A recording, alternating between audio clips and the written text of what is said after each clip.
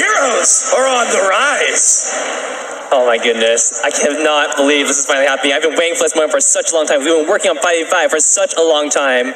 And for now, you can see for the first time, Sovereign's Rise. But you can see it now, just taking the beauty of Sovereign's Rise. They didn't have enough of us right there. Taking the beauty of the graphics, taking the beauty of the entire map. It has been such a long amount of work, huge amount of investment from SEMC to create this kind of experience. And right now you can see this is the new meta opening up. We've got double jungle, we've got double mid lane. There is everything going on here. The meta is so diverse already. How delicious is this map right here? I mean, my eyes can barely handle what I'm actually seeing. Now, okay, we have players fanned out all across the map. You talked about all of the different ways that we can approach this game. It looks like these guys have kind of figured out what they want to do here in the early game. Yeah, one of the great things about Sovereign's Rise is that the amount of depth, the amount of strategies that you can start, even just opening up the game, are limitless. Players have so many more options in these opening minutes, and even later into the game, you'll see these teams, they'll be doing some crazy things that you'll never see on the Halcyon Fold. Gary getting lit up early on, and your first blood of 5v5 comes through. What a play! What a hero! I think he was going for an early invade because jungle invades are really, really important now. There are so many big objectives that you can take away from your opposing junglers, Ekan. Yeah, one of the great things is right now you see Eco and Sean against Sparkling Rain and Elements in the mid lane, duo mid lane. This is something that you see occasionally on the Halcyon Fold. But the great thing about it is because the river increases your moves, you always have another engage potentially, but no. Yeah, because you can have two captains in the mid lane, because you can have two anything in the mid lane, that river allows you to run to both of those side lanes, to make ganks, to make plays, to roam across the map, be more diverse with your strategy, be more diverse with your tactics. And that is something that the Sovereign's Rise opens up. Little acro bounce starting off, but a 3v1 situation. Have you overstepped yourself? Yes, you have! Ozo's down! Looks like we're going to be tied up 1-1, but Sparkling Rain caught up. Ordain, suppressing fire comes in from the lane. He can hang out back there, healing flash. Sparkling Rain, can he get back? But you don't want to go down right here. Gary flexing his might here on this Grace coming through. Benediction in, saw Rody run back, but he'll get a Vanguard and gets out of that one. Eco going 1v1 with Elements right now. It's all across the map. You got more players. It's going to be more deaths. Elements, one attack, you can't run away. Eco's got him. Goodness me, Eco in the mid lane on this Celeste. Taking Celeste, obviously the mid lane, shorter lane, but the importance is that it's a little bit more risky now laning. There's so many different ways that junglers can impact the game. You can gank from the top, you can gank from the side. Hell, you can even gank behind turrets if you really wanted to. It's just not something that you get to see in 3v3. Junglers have that many more options available to them, and it really opens up and exemplifies some of the skills that Vainglory has on its heroes. Imagine playing Glaive, coming into this mid lane with 4, 5, 6 different ways to gank the lane, and so many options and so many decisions that you have to make as a player. That tactical diversity that SEMC wanted to create, it's true, it's here, and it really has an impact. Copycat on to Gary. Gary's going to pop that healing flask. He should be able to get away. Now, Zekan, I know you're one of the guys that talked early on about proxy farming in 3 versus 3. We actually saw Gary going behind the turret here, doing a little bit of work. As far as the Scoundrel talked about, ganking lanes, you can come from any angle, but there's a lot more things you can do like that proxy farming. Yeah, absolutely. There's so many different strategies you can go with. Proxy farming, while still effective on 5v5, it is a little bit risky. There are more enemies that can collapse onto you, and even though you might be able to draw some enemies, you have to make sure teammates are across the map taking advantages elsewhere. And speaking of those minion waves, the new captain minion inclusion allows you to properly control your minion waves. In 3v3, there was limited ways that you can control the minion wave. You could freeze, you could push that minion wave, but realistically, there really wasn't that much level of control. In 5v5, you can get a slow push going. You can set up for a split push. You can have 2 lanes pushing at the same time where you siege another lane. The depth of minion wave control in 5v5 is unparalleled. Copycat finds one, goes in for Neon Fire. He's going to respect the turret, but a suppressing fire comes in from downtown. A lot of damage coming out here. It looks like, river shops are going to be spawning in just a moment. Now, this is another important strategical point across the map that's going to be on both sides. Zekan, can you break that one down for us? Yeah, absolutely. River shops spawn both the top and the bottom river on the sides, across from the boss pits. And one of the great things about them is because they spawn at 5 minutes, the early laning phase is undiluted. If you are able to push your enemies out of lane, they still have to recall. They still have to go back to purchase to heal up. But now, with the river shops spawn, you can go shop in a river and have a much better time. Those river shops opening up allow you to be a little bit more aggressive in terms of where you want to purchase those items. There we go. Trogdor looking for Jazz here. Jazz is going to find the stun. Trogdor knocks him back. These guys having some fun in the lane there. I mean, we talk about all the rotations you can have, but I see a lot of these scout camps across the map. I mean, it looks like these guys have a pretty good idea exactly of how they want to control the map using these. Yeah, scout cams, the new addition in terms of vision control. It allows you to place a permanent vision item that can get killed off by your enemies, but it allows you to control portions of the map in a way that you wouldn't have been able to in 3v3. Everybody can place them. No more we need vision pings for your captain.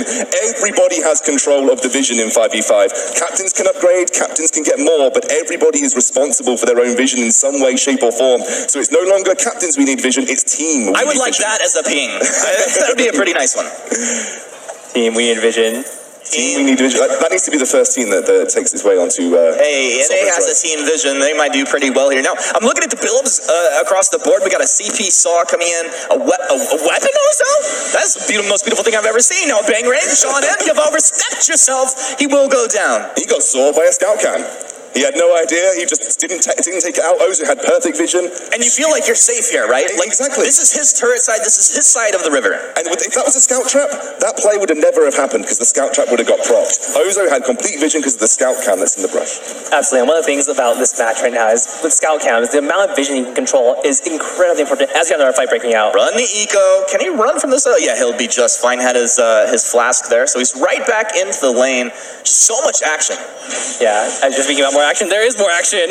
Yeah, Gary, anytime you rotate through this jungle, you are in danger. Core Collapse, not going to land exactly how they would have wanted it, but Gary's going to be okay on this Grace. Imagine hitting 5-man core collapses. How ridiculous would that be? It will happen. It will happen. Just, I want to, maybe like the Finn pull into that core collapse right there. Now, Ordain's down. Bounces start to begin here. On to Sean. Big burst damage coming through. The Fearsome Shade on to 3. Sean wants some, but has he overstepped himself?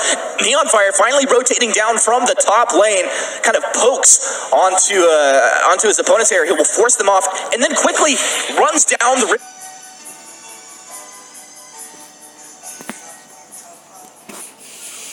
giving him that move speed up towards his top lane. Now another Bang Ring finally coming up. Eco didn't respect his opponents and will go down. It's going to be 5-3 here early on. Yeah, gotta put it on the scout cams, right? Exactly, those scout cams giving you the opportunity to seek vision out. And something that I want to touch on that Captain Nito touched on in his video is this addition of Fog of War, the first true Fog of War to come to a mobile MOBA. What it is that you technically have it in 3v3, but it is a true visual representation of what you can see on the map. The Fog of War clearly defines what you can and can't see, where your vision boundaries are, and obviously the scout cams add to that as well. Absolutely, this is so incredibly important because it means that it is so much easier and so much more intuitive to control vision for your team and against your enemies. Being able to see exactly what you know exactly where enemies are rotating it makes it so much better. So Zekan, it is past 7 minutes 30. Blacklaw has made his way onto the Sovereign's Rise. I think you need to add this little bit of action, Humanist. Yeah, let's see. It's going to go down. Oh, a nice little roadie run, and that's the CP Saw doing work. Bing Ring will knock the Batiste back. Cross the map! Who is this guy? And cross-map snipe from Celeste. And believe it or not, they've had their range increase so they can get across the entire Sovereign's Rise. Sean stunned up by the gauntlet, but nothing to follow. That was a couple big ultimates actually used out there. He's going to try to port. Elements has come down. Look for the buckshot. He throws it. He's got him. And he's dropped a buff. He dropped that crystal buff that we were talking about. Zekan, how does that work with these new crystal jungle monsters you can get the buff from? People drop it when they die and you can steal it off them, right? Absolutely. But first, you have Eco getting caught out, but he'll be just fine. Eco, good guy. He's going to get out of this one, Zeke, and I'm pretty sure he's going to get out and give you a moment to explain this. All right, we're going to assume he's going to make it out of here, but the new Crystal Treant, the new Weapon Treant, the buffs they grant you when you die, they do drop on the ground. So that might seem like a bad thing, but your allies can pick it up. Your enemies can pick it up. If you're on the back foot, you can kill the enemy with that buff, you can take it for yourself. And they grant you significant boosts to your power, if you're weapon power or crystal power, meaning obviously huge impact if you manage to get them in a fight. Neon seems to have got the... How is this happening? How is a Saw getting outpushed? I guess he's CP, but he's going to get caught out by Arden coming through. It's all right. Saw defend turret at this point. Saw will be looking for some kills. You see these captain minions coming through. Now, you talked about earlier how this can add to actual lane control. Hellfire Brew, not a big deal. I mean, what's one way that you might play that out, Zekan? So the best way to play this out is, well, as Just Yellow gets knocked down a little bit by Trogdor. Will he make it out? You know he wants it. Doesn't have the energy here for the afterburn. Moves in, has the stun, but Sean is there. A little bit of a teamwork, and they find the kill. All right, talking about captain minions just a little more. If you have a minion wave meet in the center of the lane, and you take out the enemy captain minion, just leave it there for a bit. After a little bit, like a minute or so, you'll have 2-3 waves built up, and just leave it there. They'll take the enemy turret for you if no one comes to contest it. Exactly, and the difference to 3v3, you can truly stack minion waves. You can truly employ minions in your favor to get those pushes onto lanes and take turrets by themselves. It doesn't quite happen that smoothly and that regularly in 3v3, but you can really stack them using that captain minion tactic. Absolutely, taking advantage of the multiple lanes on the map is so incredibly important. Being able to force your opponents to go defend against a minion wave means you have 5 people on the field while they only have 4. Exactly, and that brings in those whole different styles of tactics and elements. He manages to get out there. He has got Solar Storm available, Eco. You know he's going to throw it. Oh, just clips him on the edge of that one. Should be able to get out there with the boost. Oh, downtown. Gary with the plays as Eco really does the copycat. You got to respect this Ozo. Now, Ozo's gone breaking point here as well, so that's going to be stacking up through these fights. Big right back. Gary, pretty tanky. It feels like he should get out of this with the gauntlet down. He's going to be okay. Self-defined intervention, little 3-ring circus. Holy Nova will clip him. A roadie run in, but he's not low on health, not a big deal. Suppressing fire, though, significant damage. Oh, he's boosted up. Exceptions would approve of that one.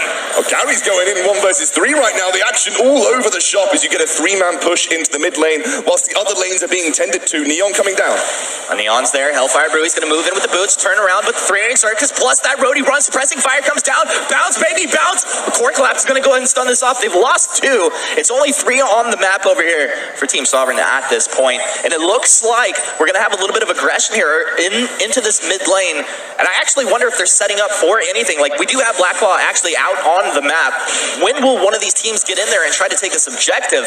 I mean, this is a lot of fighting right now. Yeah, it looked like potentially you were looking for a 4-man, 5-man group up. Kestrel's kind of stuck split pushing in the side lane here, but it definitely looks like the red team just looking to group up around this Blacklaw. Again, it is something that you want to gain vision control of. It's a big objective that you'll fight over. You can imagine seeing 5v5 Vainglory fights around these huge objectives while Blacklaw is breathing fire on all of the teams. It's just unimaginable how epic that can look. Yeah. Oh, never mind. Go for it. You got it, Zekan. I think they're just a little bit of poke right now, actually. All right. So one of the great things about 5v5 is also that because there are so many diverse strikes, humanists go for it. You got it. Solar Storm tears on through. Team Rise looks like they're in a bad place. Neon Fire, he's out for blood, and this guy doesn't matter. PBE, he wants some kills. They're able to get one. Jazz down. Now they're going to move in. Sparkly Rain stunned up, shot down. Suddenly, Team Sovereign is in a great place. You thought setting up 3-man CC combos was good. Imagine setting up 5-man CC combos. That's not right. That's not right. But with more people on the map, more people can go for crucibles. Suddenly those echo skills, there are more ways to get around it. Lots of different build diversity can come through here as the big Hellfire Brew. That's going to chase you all the way home, buddy. That one just burns them all the way down. Hell yeah. I like it when a sword goes down. It's the truth when they answer a block shot. Copycat trying to get a little bit of the healing. He's stacked up on the breaking point, but will go down. Gary doing a lot of damage here. And now has Gary he's leveled up his scout cams here a little bit? Absolutely. So that actually gives him a few more scout times to place down, lowers the cooldown, and he's able to place them for longer, and they'll be a little bit more durable. But one of the great things is, I feel like I don't even have time to talk. There's just action all over the map. There's so much fighting. Jazz gets back with a little bit of an active camo usage there. Trogdor really out for blood. Yeah, and this is the Jasil. He's playing a sort of split push Kestrel here, and that's paying homage to the kind of different diversity of tactics that you can bring to 5v5. You could see true split push compositions. Oh, he's going to miss on that ultimate. Will find that stun knockback, but he's gone too far. Ace's high connects, but a divine intervention. Gary rotated over. This is exactly what they need to do, and it looks like these guys make us a pretty nice rotations through this map, using that river to their advantage. Bangarang knocks Trogdor back, but the afterburn allows him to get into a defensive position. Peel that Ozo off, and they're out of there. Ghostwing should be coming onto the map soon as well. A huge team fight buff that a team could choose to take. We haven't even seen a Black Hole take yet because there has been so much action. Neon going in into Soldier. Yeah, you're done. There's no way you get out of that one. Again, I like it when Saw dies. I'm an anti-Saw player. Wow. Well, to be fair, Soldier's going like Crystal Saw. Not quite as effective at pushing, but for those team fights, seeing at range, using that suppressing fire, Crystal Saw might be good in 3v3 on the Halcyon Fold. But in 5v5, when he has teammates to protect him, he is a menace. Yeah, you've got these true hyper carry compositions that you can pull out. Eco being one of those on this Celeste. And again, there's so many different types of compositions. Split pushing, team fight, siege, hyper carry, early game, late game, heavy jump. Neon from the side, almost take elements down. He gets peeled off by Copycat. Copycat, you're going to be in a bad place, but they're diving under the turret right here. Fearsome Shade has split this fight apart. Copycat's in deep, but look at it, the lifesteal on this Ozo, plus the breaking point stacking up, a little acro bounce to keep it in position. Gary, he is that tanky support on the front line, will be able to get out of here for his team. It's only one player that's gone down thus far. Yeah, and you were saying those 5-man CC chains, they're possible, but that being said, you have 4 teammates backing you up. Yeah, and again, it's so difficult to follow action. Sparkling going in onto this turret, taking huge amounts of damage. They want the turret, but the Fearsome Shade will peel them out. The Fountain's used, keeping him alive just for a second. Copycat, you got to get back. You will not be able to do so. There's too much damage output, and look at the crit coming through here. It's actually nice to see a Ringo. Hey, Ringo OP, bro. Out on the map right now. And Sovereign's Rise is a thing of beauty at this point. And going to push on to this mid lane turret. Right now, the blue side have been making good effective rotations around the map. Again, this is something that you can achieve in 5v5. There are true rotations. We talk about rotations in 3v3, but realistically, they're just from jungle to lane. Now you have rotations around objectives. Now you have rotations between lanes. You can group up and take turrets as a unit and look to exploit every single lane as a win condition. Yeah, absolutely. One of the great things is watch Team Sovereign. They're running around the river. It might seem like they're not doing much, but they're dropping those scout times, getting that deep vision, making sure that when they want the objective, when they want ghost swing, they can go take it. Both these teams very apprehensive right now. No one willing to commit because of kind of the onslaught that can ensue. That's a scout cam into Blacklaw for the red side. They're going to keep tracks of that objective as Sparkling locked up. A lot of strategical vision plays down. Sparkling Rain will use his boots to get back there. It's a defensive gauntlet down. Neon Fire, he's in deep. Ringo, a lot of damage, but a squishy hero, he's peeled off. The Arden stays alive, drops back in with the Vanguard. The Solar Storm tears on through. Sparkling Rain still alive, but Acro Bounce comes in. The core collapse will peel Copycat off. Big benediction in. Gary just making the plays here on this Grace. What an incredible hero. They're going to lose too. Now Rise on the run. They can't get away from the Celeste, who has scaled up 17 minutes in here. They're going to be able to take this gold camp on the back. Also, Ego, he's not afraid to be throwing these abilities into the base at this point. Jazz, big glitter shots coming through. Fearsome Shade off the mark. Jazz moves forward, finds one. Gary right back in. Will he be able to get stunned up? They turn around. Gary locked down at this point. Doesn't have healing. Double kill comes through for Jazz Hill.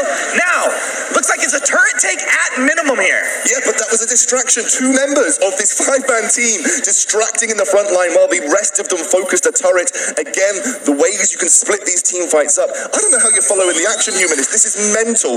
That is going to be a one-shot, one kill. I blacked out. I don't know what happened. I think that was a one-shot, one kill to check Blacklaw. I think they used that to check Blacklaw to make sure that it wasn't getting taken. So smart. Jazz! Stunned up! You're so sneaky! Oh, Eco, you know Eco was leading that engage right there. Now, they found one. How many kills do you actually have to get before you go in for one of these big objectives? Buckshot, Trogdor, Afterburn, caught him on the edge. Reflex, but he's stunned up anyway. Elements, he's got him. I think kills is a word that we could use to describe very different games. It really depends on your control of the game. If you push those lanes in, you set slow pushes up that allow the enemy to have to go and deal with them in the side lanes. Like Zekin said, you can commit to an objective like that as Soldier. Yeah, Soldier, he's going to be caught out there, and he felt like he could get a little bit more done. Now, the scout cams are placed here. You can see that Sovereign scout cam will be seen out by Rise, vice versa as well. So these guys, they need to get in there and actually clear those out as this vision starts going down. That's a big push in the mid lane here for the blue side. Both Sean and Eco moving, and Gary the baller. Gary gets in there, calculated, throws the fountain. He will go down, but they get pretty good chip damage onto this turret. Yeah, they do. Again, when you take down an armory, it's really impactful, Zekin. You manage to, I think you weaken your enemy minions so you can get a slow push in that lane consistently, right? Absolutely. The way it works is you actually strengthen your ally minions, you weaken the enemy minions, and it also weakens the Vein Crystal abilities. I think the Vein Crystal, if you take one of the armories, loses its targeted missile ability. It only has that stun ability left from what I remember. It actually, Trogdor going in for the steal, not quite getting it. Elements making it out with that crystal buff. Just whiffing on that Ace's side, but not a big deal. Yeah, the way it works is actually the empowered Halcyon missiles become, instead of 3, they become 2, and they don't are slow. Yeah, I understand. Oh Oh my goodness, the CP saw doing work. The one shot's going to come out, a little bit of damage, but it's negligible. Fallon's out, suddenly Team Rise are in fighting shape with the gauntlet down. They move forward here, flexing their might in a 5 versus 4 situation. Neon Fire's gonna stutter step, trying to move back, stack up that breaking point. Copycat's in, trying to show him he is the boss, he is the Ozo, but split apart from his team. He's taking out 1100 damage on that Slaw. Feels pretty good, man. Turns around, drops the suppressing fire. And Rise are gonna be able to get out of it. They just lose the Ozo. Copycat, a little bit overextended there, but he did set his team up for a really big push. Gary going in. He has got no fear on this Grace. And I feel like this should just be like a weapon Grace at this point. He's just doing so much work. Big fearsome shade actually tearing on through, and Team Rise got to be pretty careful. I think he heard you. He's picked up a 6 sins. Gary looking to Very smart, Gary. I like it a lot. Very long range composition coming out from the red side. They've got CP Saw, they've got CP Gwen. The only person that really dives in is this Ozo, because Jassiel obviously pretty much playing a glimmer shot focused build, but with the addition of Bonesaw. So they're playing a long range poke style composition. Yeah, absolutely. What I want to see is, I want to see one of these teams take control of one of these objectives, get that vision control down. Sovereign, they've been doing a pretty good job of it. Rise has not been contesting it so much, but Sovereign really needs to make a move. Fearsome shade, trying to peel off here. You guys are pretty low. It looks like Sean's caught out. He gets the divine intervention. He will stay alive. Eventually taken down. Huge burst damage potential. Gary stunned up. Free ring on through. And that's 2 kills. Suddenly it feels like there are a lot of things to take. Push, boys. Wow. So they have to go ahead and port back here. That turret's down. Trogdor is going to get out of this situation. This opens up a whole lot across the map. It makes it look like the blue side lost a lot in that team fight, but again, this is the diversity of 5v5. You can be that monster in the side lane, pushing those turrets by yourself. Imagine in solo queue, your teammates all over the map, but you're the guy taking the turrets in the side lane that needs answering. That's where it opens up. Suddenly, individual plays can be that much more impactful too. Here's the Blackball take. All right, this is a huge advantage if they can capture this objective, but it feels like it's going to be contested. I mean, you see on the mini map here, Soulstorm comes on through, but it's kind of off the mark. Maybe thinking that's where they peeled him back. Blacklaw has been unleashed and potential fight will come out here. Chogdor, he started the engage. They need to stay alive. They can't defend this push. If they lose heroes at this point, Bingling comes in, blocked off. It will be Sean to go down first. Now, Aquabounce comes on through. Chogdor tries to peel, but he goes down as well. They've lost 2, and suddenly things are looking really good for Rise at this point. They come on in. Copycat's there. Ozo doing work. This weapon, Ozo, a thing of beauty.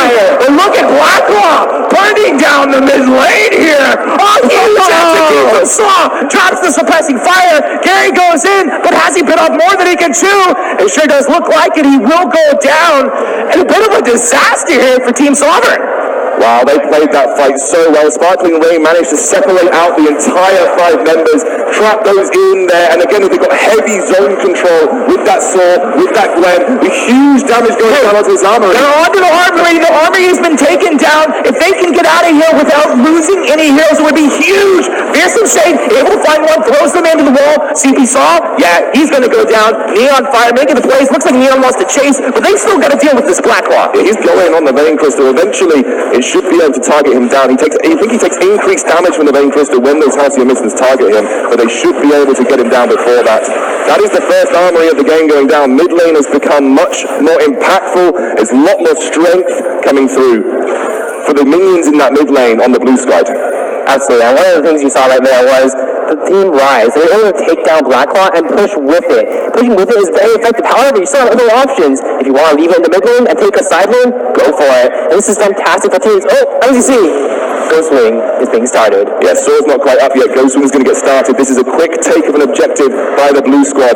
This will give them a team-wide buff that will make them excel in team fights, and they still have open lanes that they can look to push. That top lane has just the armory standing between them and the Vein Crystal. This is going to be unanswered. The vision just isn't there. Now, as we look at this is a huge take, and it's a defensive buff that you're receiving, but do you see this as more defensive or an offensive tool? I think it can be a bit of both. It allows you to recuperate outside of team fights, but also allows you to go into team fights with a little bit of extra strength. Absolutely. The way this buff works is that while you're on combat, you get extra health regeneration, you get extra energy recharge, and you get extra regenerating gold, which is pretty sweet.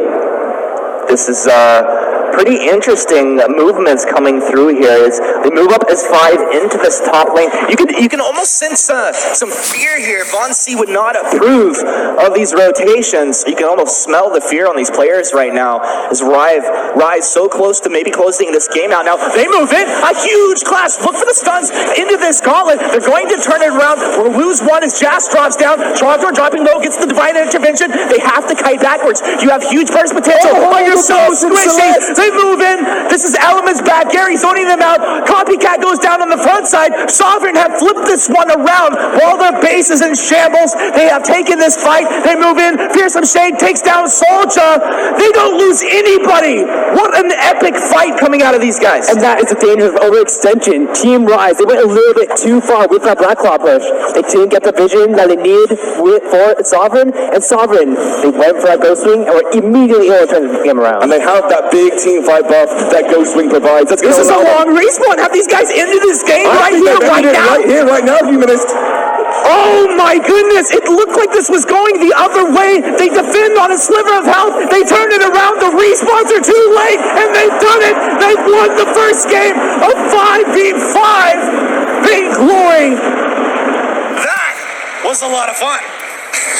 I barely knew what